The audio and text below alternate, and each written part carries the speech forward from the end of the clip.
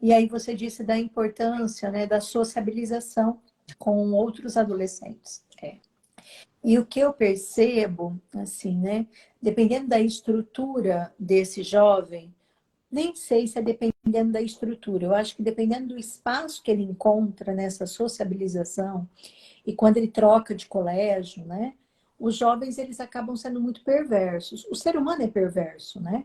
Mas os adolescentes, assim, eles sofrem muito com as questões de bullying, autoimagem, insegurança, inquietação. Muitas vezes eles se adequam a um grupo para ser aceito, mas vai contrário do que eles estão sentindo, né? Eu tenho recebido adolescentes com ideação suicida, com tentativa de suicídio. Então, como que isso funciona, assim, né? As comparações que eles fazem, porque o grupo fortalece, né? Mas qual é o critério que esse adolescente usa para ser inserido num grupo e como ele se sente num grupo? Porque tem aquele um que vai ampliar e fortalecer e tem aquele um que vai fragilizar. É isso que eu enxergo no consultório com eles. Você tem essa experiência? Como que você enxerga? Você está falando, estou dando mil voltas aqui por onde que eu começo, mas olha que interessante, que a gente também tem que pensar que essas mudanças repentinas, rápidas e marcadamente na adolescência, elas não acontecem no vácuo da adolescência, elas vieram acontecendo ao longo de uma história. Uma Sim. história de desenvolvimento, uma história de relacionamento, uma história familiar, uma história genética, né? E quanto mais saudável foi antes, mais chance de ter de continuar saudável, óbvio, Ótimo, tá? exatamente. Porém, pode ter muita coisa saudável que de repente transforma, né? Então, essa época também é uma época crítica, né? Como você disse, como você estava comentando, eu também percebo isso, de algumas pessoas ficarem completamente frágeis. E lá atrás, enquanto crianças, eram livres, expressivas e tudo mais. O que será que aconteceu, né? Então, a gente tem nessa fase inicial, quando o corpo muda, há uma retração, até chamada de uma certa ansiedade social, sabe? E é natural que o adolescente, e é natural mesmo, tô falando de instinto, praticamente, né? Que o adolescente queira ir para o grupo. Por quê? Porque o ser humano, ele, por causa de toda essa estrutura, ele é moldado para o engajamento social. E é nessa fase que vão, como eu disse, amadurecer essas coisas para que depois ele se torne autônomo lá na frente. Então, como que ele se insere no grupo? Se ele não se insere, ele sofre. Posso dizer assim. Não é que Sim. ele vai querer buscar ou não. É se ele não se inserir, ele sofre, né? E muitas vezes a gente fica culpando o jogo, a internet, né, a falta de a falta de grupos, etc. Mas isso já aconteceu lá atrás, né? A família não propiciou isso. Ou o adolescente, nesse momento, está passando por muitas situações difíceis, seja por causa do corpo, seja por causa do ambiente familiar, e ele se refugia nisso. Então, o que pode acontecer com alguns, né? Indo para os que vão ter um desfecho pior. Eles vão ficar muito mais no jogo, então a gente deveria se perguntar, não é que é, adolescente está querendo mais isso. Aqueles que são exagerados, muitas vezes estão ali porque eles não dão conta do que faz eles estarem ali tanto. Sim.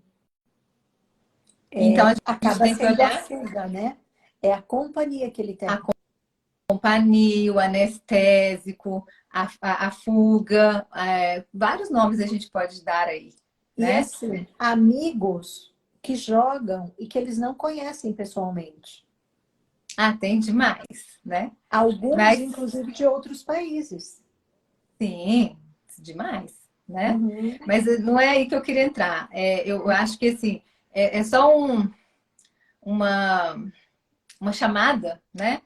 Que pode ser muito mais do que uma escolha estar ali. Pode ser a única alternativa, Sim. tá?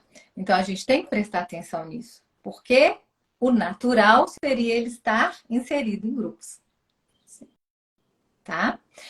E aí, o que acontece? Se ele passar a adolescência inteira sem relacionamentos, ele vai perder o que a gente chama de janela de oportunidade. Se esse cérebro está fazendo todo esse processo de desenvolvimento, toda essa poda neuronal do que não é usado e mandando estímulo para aquilo que é muito usado, e nesse aspecto a parte social é uma das mais desenvolvidas, né, dentro dessa complexidade, ele chega na segunda década, na terceira década, sem essa habilidade. Num momento em que tudo isso já desacelerou. No momento em que o treinamento disso vai ser muito, muito árduo, tá? No entanto, lá atrás, podia causar sofrimento, podia causar frustração, podia causar essas comparações negativas, bullying, etc. Mas ele também poderia ter, por causa disso, a chance de se fortalecer, a chance de se engajar, né? E, portanto, desenvolver mais. Então, isso é bem importante a gente ter em mente, sabe? Você está falando, na verdade, né, de toda a origem desse adolescente. Então, antes da adolescência, tem a infância, tem a família, tem a forma do apego, tem a condição de enfrentamento que esse adolescente vai ter, né? Para ele poder ir lá para o final da década de 30 anos, né? E se sociabilizar ou não. É isso que você está dizendo. Que quando a gente olha um adolescente, o comportamento dele, né? Na adolescência, a gente tem que considerar o para trás.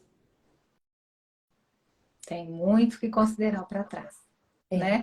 E temos que dar condições de alguma, não vou dizer contenção, mas de alguma continência, de algum acolhimento, de algum incentivo para que esse desenvolvimento continue favorável.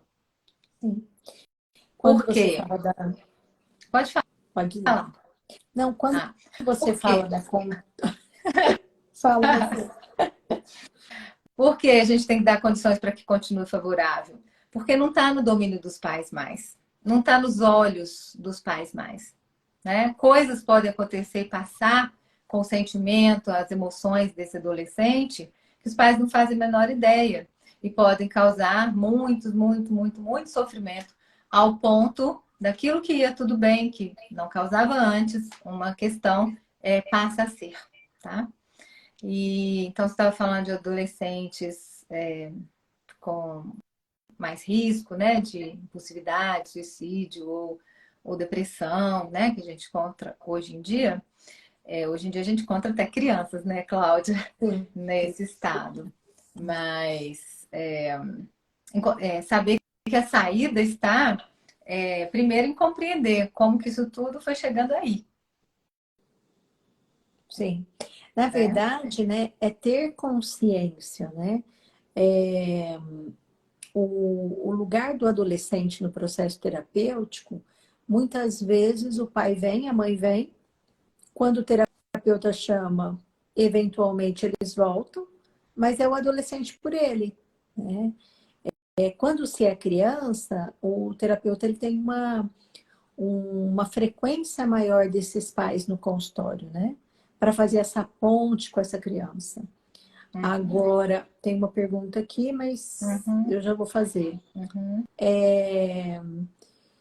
Então, eu fico pensando assim, quando você fala da contenção, né? O que eu costumo falar para os pais e para os adolescentes no consultório?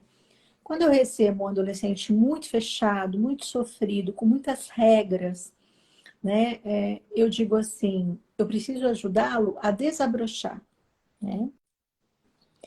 Agora, quando eu recebo um adolescente no consultório sem contenção nenhuma, sem limite nenhum de afeto, de regras, é muito sofrido para esse adolescente. Porque assim, ele tem que aprender sozinho, ele não teve o contrapapel dos cuidadores para fazer isso por ele. né? E aí, se ele se enclausura na adolescência com os jogos, e o mundo vai exigir disso dele lá perto dos 30, o treinamento que ele deveria ter tido na adolescência, ele não teve, né? Que é isso que você está dizendo. O mundo vai exigir deles bem antes dos 30, já na universidade, né?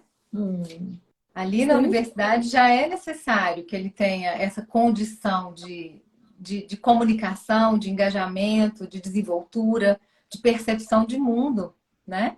E aí foram muitos anos, a lacuna é muito grande, né? E você está dizendo sobre o consultório, né?